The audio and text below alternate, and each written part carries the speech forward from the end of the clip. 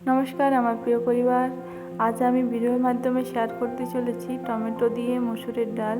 সবাই আমরা রান্না করে থাকি টমেটো দিয়ে মসুরের ডাল, কিন্তু আমি কিভাবে রান্না করলাম সেটাই আজকে ভিডিওর মাধ্যমে আমি তুলে ধরেছি তোমাদের সামনে। তো চ্যানেলে নতুন বন্ধু হয়ে থাকলে চ্যানেলটি সাবস্ক্রাইব করে দিয়ে আমার পাশে থাকা বেল আইকনটি প্রেস করে দিয়ে আমার পাশে থাকার অনুরোধ করব। তো দেখো, এখানে আমি আমার পরিমাণ মতো মসুরের ডাল নিয়েছি, তারপর সেটাকে পরিষ্কার করে নিয়েছি, 2-3 বার জল পাল্টে ধুয়ে নিয়েছি, আর নিয়েছি 2টো টমেটো, সেটাকে ছোট ছোট পিস করে কেটে নিয়েছি 2টো টমেটো। দেখো, আর এখন আমি দিয়ে দিলাম জল আর টমেটো কেটে রাখা। এখন আমি দিচ্ছি পরিমাণ মতো লবণ আর হলুদ। তারপর আমি এটাকে এখন সেদ্ধ হতে দেব। তো চলো সেদ্ধ হোক, তারপর কিছুক্ষণ পর তোমাদের সঙ্গে আবারও শেয়ার করছি আমি কিভাবে পুরো রান্নাটা শেষ করলাম। তো দেখো, এখন আমি এটাকে সেদ্ধ হতে দিলাম লবণ আর হলুদ দিয়ে। তো ফিরে এলাম আবারও কিছুক্ষণ পর। দেখো আমার সেদ্ধ হয়ে গেছে। এখন আমি হাতার সাহায্যে টমেটোটাকে একটু থেতলে নিচ্ছি, আবার ডালটাকে একটু থেতলে নিচ্ছি। পুরোপুরি থেতলে নেওয়া যাবে না, ডালটা একটু গোটা গোটা থাকবে। আমি টমেটোটাকে একটু থেতলে নিচ্ছি, ডালটা দানা দানায় থাকবে, পুরোপুরি মিক্স করে নেওয়া দরকার নেই। তো এখন আমি ডালটাকে ঢেলে নিয়ে একটু জল দিলাম। তো এখন আমি ফ্রাই প্যানটাকে একটু ধুয়ে নেব। দেখো, একটু ধুয়ে নিলাম প্যানটাকে, আর পরিষ্কার হয়ে গেলে এই জলটা আমি ফেলবো না, কিন্তু ডালের সঙ্গে দিয়ে দেবো।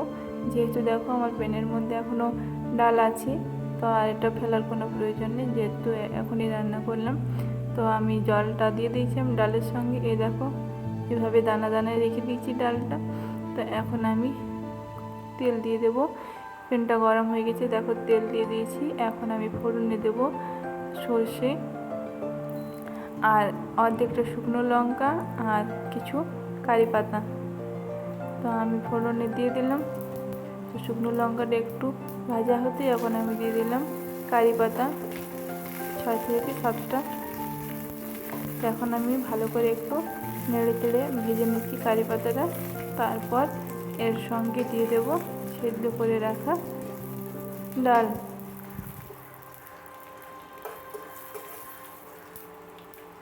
তো আমার ভাজা হয়ে গেছে, এখন আমি দিয়ে দিলাম উপর থেকে ডালটা ফোড়নে। আবারও একটু ভালো করে মিশিয়ে নিব। আর এখন আমি অল্প একটু দিয়ে দেবো উপর থেকে ভাজা জিরে গুঁড়ো। আর কিছু মশলা দেওয়া দরকার নেই, ডালটা এমনিতেই খেতে খুব সুন্দর লাগে ভাতের সঙ্গে, গরম ভাতের সঙ্গে অসাধারণ লাগে খেতে। এই ডালটা থাকলে আর কিছু লাগবে না। তো এখন আবার একটু ভালো করে মিশিয়ে নিচ্ছি। তো আর আমি কিছুই মশলা দেব না। তো আমার রান্নাটা তোমাদের কেমন লাগলো অবশ্যই কমেন্টের মাধ্যমে জানিও। আর যদি ভালো লাগে থাকে চ্যানেলটি সাবস্ক্রাইব করে দিয়ে পাশে থেকো। ওই যে ভাজা জিরের গুঁড়ো এখন দিয়ে দিলাম 1 চামচ পরিমাণে উপর থেকে। বাস হয়ে গেল আমার রান্না কমপ্লিট। খুবই অল্প সময়ে এবং সহজ পদ্ধতিতে তোমাদের সঙ্গে শেয়ার করলাম। হাতে কম সময় থাকলে এভাবে বানিয়ে নিতে পারেন। তো উপর থেকে এখন আমি একটু ফুটিয়ে নিচ্ছি, তারপর আমি এটাকে নামিয়ে নেব। আমার রান্না কমপ্লিট।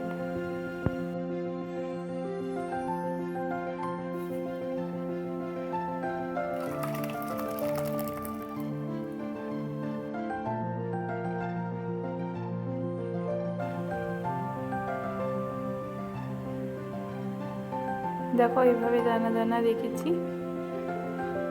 পুরো ডালটা কিন্তু আমি ঘেটে দিইনি, দেখো তোমার সঙ্গে একটু শেয়ার করলাম। এইভাবে দানা দানা রাখলে ভালো লাগে খেতে। তো চলো বন্ধুরা, ভিডিওটা যেটুকুই রাখছি। সকালে ভালো থেকো, সুস্থ থেকো, সাবধান থেকো। দেখা হবে আর একটা নতুন ভিডিওর সঙ্গে। আমার সঙ্গে থেকে শেষ পর্যন্ত ভিডিওটি দেখার জন্য জানাই অনেক অনেক ভালোবাসা। অসংখ্য অসংখ্য ধন্যবাদ। Tata, by.